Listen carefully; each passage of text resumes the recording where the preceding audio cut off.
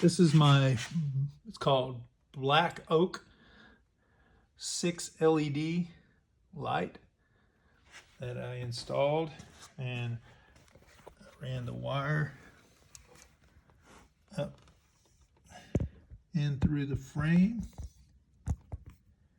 and it runs down this frame, and then it comes out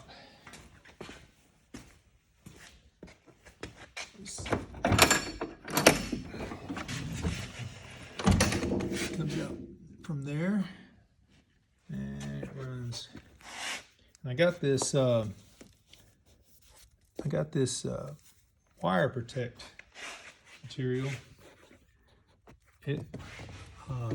So then it runs up through here, and it goes over to the control panel for the switch, and then a wire goes from here to the bus block that I put in, which is this first wire here.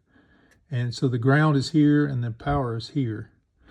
And then I run power to this, and then I run ground to this. So this already got a ground that goes down to the